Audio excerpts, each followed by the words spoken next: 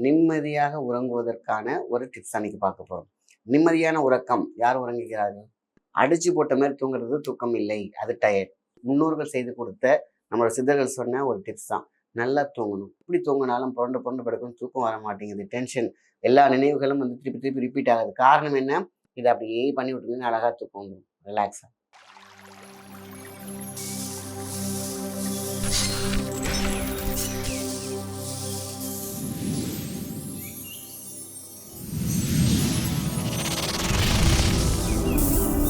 நீங்கள் பார்த்து கொண்டிருப்பது life tuner Tamil. Life tuner நேயர்களுக்கு அன்பான வணக்கம். நான் உங்கள் மாயன் செந்தில்குமார். நிம்மதியாக உறங்குவதற்கான ஒரு டிப்ஸ் அன்னைக்கு பார்க்க போறோம். நிம்மதியான உறக்கம் யார் உறங்குகிறார்கள்? யாருமே கிடையாது.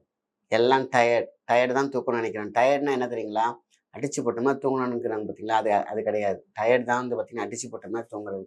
ஆனால் எழுப்புனாலும் எழும்பாமல் நிலை இருக்குது பார்த்தீங்களா? போய் படுத்துருக்கவங்கள்ட்ட போயிட்டு அவங்க பேரை சொல்லி தம்பி அப்படின்னு நினச்சிங்களேன், அப்படியே அமைதியாக தூங்குவாங்க. கையை வச்சு என்ன ஒழுக்க கொடுக்குற பிறகு இப்படி எழுந்திரிக்கிறாங்க பார்த்தீங்களா? அதான் ஆழ்ந்த தூக்கம். அடிச்சு போட்ட மாதிரி தூங்குறது தூக்கம் இல்லை, அது டயர்ட். ஆழ்ந்த நிலையில் ஆழ்நிலையில் தூங்குறாங்க பார்த்தீங்களா? Conscious to subconscious, subconscious to inner conscious, அதுதான் தூக்கம். அப்படி தூங்குறவங்களுக்கு தான் 100 ஆயுசு. எல்லாமே வெப்பம், வெப்பம் சார்ந்த கோபம், கோபம் சார்ந்த அகம், அகத்தில் உள்ள தீ, அகத்தில் உள்ள காரம், அகங்காரம்.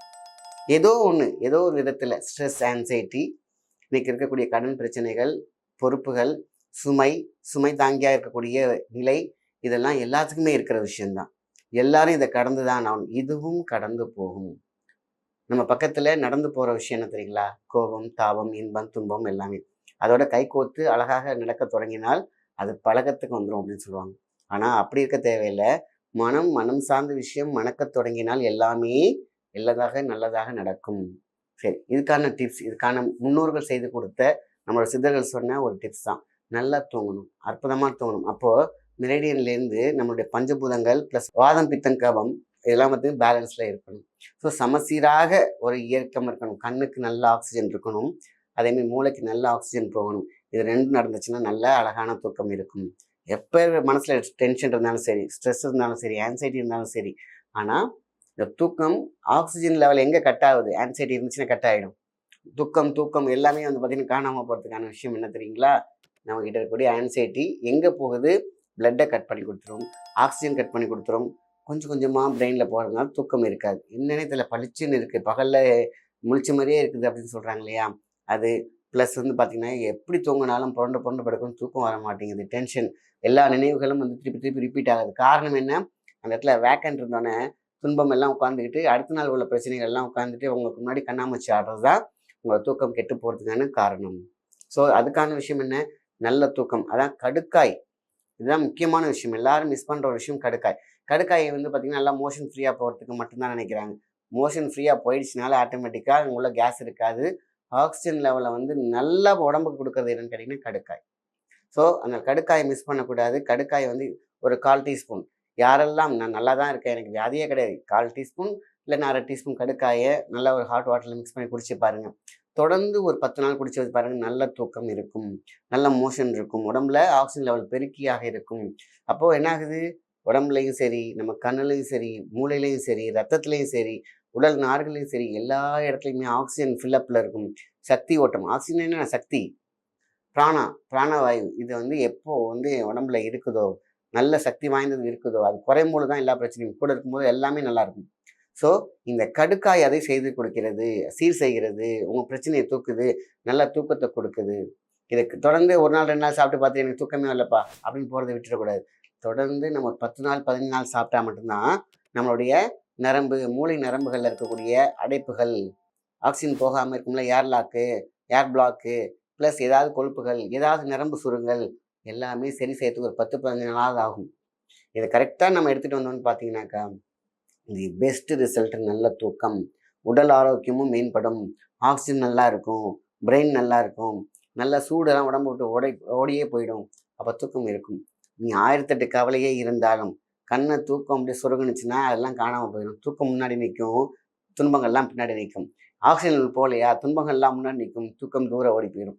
அப்போ என்னாகும்? துக்கம் மட்டும்தான் இருக்கும் முன்னாடி. அப்போ எப்படி தூக்கம் வரும்? ஸோ ஆக்சிஜன் கண்ணை ஃபில்லப் பண்ணணும், மூளையை ஃபில்லப் பண்ணணும், சூப்பராக அழகாக தூக்கம் வரும். ஸோ இரவு நேரத்தில் நம்ம படுத்தோமா தூங்கணுமா அப்படிங்கிறது கடுக்காயினால் மட்டுமே முடியும். ஸோ கடுக்காய் மிஸ் பண்ணக்கூடாது. அதையும் தாண்டி இன்னொரு டிப்ஸ் என்னன்னு கேட்டிங்கன்னா, ஜாதிபத்திரி பூ. ஜாதிபத்திரி பூ வந்து பார்த்திங்கன்னா சாப்பிட்டு ஒரு கொஞ்ச நேரத்தில் நல்ல ஒரு பாலில், சூடான பாலில் ஒரு 1/2 டீஸ்பூன் சாப்பிட்டு பாருங்கள். இன்னும் நல்ல அழகான ஒரு ரிலாக்ஸாக இருக்கும், ஆன்சைட்டி இருக்காது. இங்கே இந்த உடம்புல இருக்கக்கூடிய பிரச்சனைகள், அதேமாரி ஸ்ட்ரெஸ்ஸு, மிக மனபாரம், இதெல்லாம் வந்து பார்த்திங்கன்னா ஜாதிபத்திரி பூவுக்கு அழகாக பேலன்ஸ் பண்ணி கொடுக்கும். ஸோ ஜாதிபத்திரி பூ கொஞ்ச நேரம் கழிச்சு படுக்க போகும்போது கடுக்காய் யூஸ் பண்ணிக்கோங்க, சரிங்களா? ஸோ அது வரைக்கும் ஒரு சின்ன வாக், ஒரு நடைப்பயணம், சின்ன ப்ரெஷர்ஸ், இதெல்லாம் சூப்பராக இருக்கும். இதையும் தாண்டி ஒரு ப்ரெஷர் பாயிண்ட் இருக்குது, பெயின் கில்லர்னு சொல்லுவாங்க. அதேமாதிரி ஸ்லீப்பிங் டோஸ்ன்னு சொல்லுவாங்க. இந்த விரல் நம்மளோட சுண்டு விரல். இந்த சுண்டு விரலை நம்ம என்ன பண்ணுறோம், படுத்து அப்படியே இல்லாமல் உட்காந்து தூக்கம் இல்லையா, ரிலாக்ஸாக படுத்துக்கிட்டு இல்லைன்னா உட்காந்துக்கிட்டு இதை அப்படியே மசாஜ் பண்ணுங்க.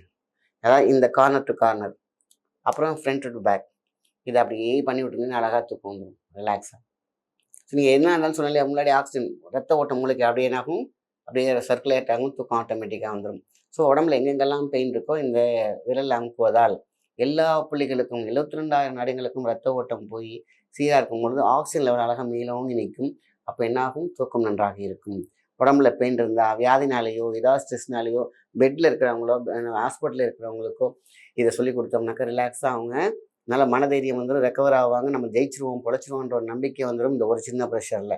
ஏன்னா பெயின் இருக்காது, அடுத்த நாள் ரெக்கவர்மெண்ட் இருக்கும், நல்ல எனர்ஜிஸ் கொடுத்துட்டும். எனர்ஜினாலே சுண்டு விரல் தான். பார்க்கறதுக்கு வேணால் சுண்டு சொல்லுவாங்க, ஆனால் சுண்டு என்பது சுண்டி விடுதல், தூக்கி விடுதல், தூண்டி விடுதல் அத்தனையுமே இதை செய்யும். ஸோ நான் மிஸ் பண்ண வேண்டாம். ஸோ இந்த விரலை அமுக்கி விடுறது கடுக்காய் ப்ளஸ் ஜாதிபத்திரி பூ, இந்த மாதிரியான விஷயங்கள் நான் சொன்ன ரேஷியோவில் எடுத்துகிட்டு வந்தாலே போதுமான விஷயம், நல்ல தூக்கம் இருக்கும்.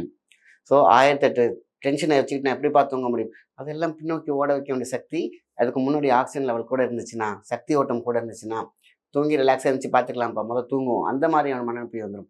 விடிஞ்சா என்ன எல்லாத்துக்கும் வந்துட போகுது, தலைக்கு மேலே வெள்ளம் போனால் ஜான் என்ன முளம் என்ன, அந்த இடத்துக்கு வந்தோம்னாக்கா போதுமான விஷயம். அதாவது அசால்ட்டாக இருக்க சூழல தைரியமாக விடிஞ்சா பார்த்துக்கலாம், இப்போ நல்லா நிம்மதியாக தூங்கலாம். அந்த மாதிரி இந்த நிம்மதியாக தூங்கும் பொழுது என்னாகும், பிரெயின் ஃப்ரெஷ்ஷாக இருக்கும் பொழுது அடுத்த நாள் வந்து இதை செய்யலாம், இதை செஞ்சிடலாம், இதை தப்பிச்சுக்கலாம், பிளானிங் நல்லாயிருக்கும். நைட்டும் தூங்கலை, டென்ஷனில் இருக்கும். அப்போ என்னாகும், காலையில் குழம்புன குட்டியில் மீன் கிடச்சிக்கிறது தான். குழம்புன குட்டியில் என்றைக்குமே மீன் பிடிக்க முடியாது. ஸோ இந்த ப்ராசஸ், இந்த டெக்னிக், இந்த மாதிரியான சிம்பிளான சில விஷயங்களை நம்ம கையாண்டாலே போதுமான விஷயம், வாழ்க்கையில் ஈஸியாக கையாண்டு விடலாம். தூக்கம் ஒரு மனிதனுக்கு ரொம்ப ரொம்ப முக்கியம். அது கெட்டு போச்சுன்னா வாழ்க்கையில் துக்கம் மட்டுமே மிஞ்சும். உடம்பு கெட்டு போகும், கண்ணு கெட்டு போகும், ஃபேஸ் கெட்டு போகும், மெலோனின் கெட்டு போகும், ரத்தம் கெட்டு போகும், ஆக மொத்தம் உடல் உறுப்புகள் கெட்டு போகும், வியாதி வந்து ஒரு மூலையில் முடங்க தோணும். ஸோ நல்லா தூக்கணும். நிறைய பேர் எல்லாருமே மொபைல் பார்த்து வீணடிச்சுக்கிறாங்க உடம்பை, கண்ணை, மூளையை, எல்லாம் நம்மளை விட்டு எங்கேயும் போகிறதில்ல. நாளைக்கு காலையில் டைம் கிடைக்கும் போது ஃப்ரீ டைமில் நைட்டு தான் பார்க்கணுன்னு பழக்கிக்கிட்டாங்க மூளைக்கு. அந்த டோப்பமின் பேலன்ஸை வந்து அதில் அடிக்டேஷன்லேருந்து வெளிலேருந்து வந்தாலே போதுமான விஷயம்தான். இதுக்கெல்லாம் ஜாதிபத்திரி பூலாம் அதெல்லாம் மனசுக்கு ஒரு தைரியம், நல்லது கெட்டதை புரிய வைக்கும். இதெல்லாம் மூளையாக இருக்கும் பொழுது அது மூளையில் கடந்துச்சுன்னா எதையுமே நம்ம உருப்பட வைக்காது. ஸோ இந்த மாதிரி மெடிசன், இந்த மாதிரி சில விஷயம், இந்த மனதைரியம், இந்த மாதிரியான வாழ்க்கையில் நல்ல ஒரு தூக்கத்துக்கான விஷயங்களும், நல்ல ஒரு பலமான ஒரு மூளை கிடைச்சிச்சுனாலே போதுமான விஷயம்தான். இந்த மூளையே மழுங்க வைக்கிற விஷயங்கள் தான் இந்த மொபைல், இந்த கேம், இந்த இதெல்லாம். இந்த கடுக்காய் பசங்களுக்குலாம் கொடுத்து பாருங்க, 10 வயசுக்கு மேலே சும்மா கொஞ்சம் கொஞ்சம் லைட்டாக ஒரு பாலாடையில் ஒரு 10 வயசுக்கு மேலே இருந்தால் அதை கொஞ்சம் குடிச்சிக்கோ. ஆரம்பத்தில் அந்த டேஸ்ட்டில் பேருக்கு பிடிக்காது, ஆனால் போக போக பழகிடுவாங்க. ஏன்னா அதுக்கப்புறம் ரிலாக்ஸேஷன் கிடைக்குது இல்லையா, அதுக்கப்புறம் வந்து அவரோட கிளியரன்ஸ் கிடைக்குது இல்லையா, அதில் அவங்களுடைய கிளாரிட்டி இருக்கும் பொழுது எடுத்துப்பாங்க. ஸோ யாரெல்லாம் கடுக்காய் நித்தம் எடுக்கிறார்களோ அவங்களுக்கு மோஷன் ஃப்ரீ இருக்கும், அதேமாரி ஃப்ரீ ப்ரமோஷன் இருக்கும். இதில் அடுத்தடுத்த கட்டத்துக்கு போகிறதுக்கு நல்ல விஷயத்தை மற்றவங்க சொல்லுங்கள். நன்றி, வணக்கம்.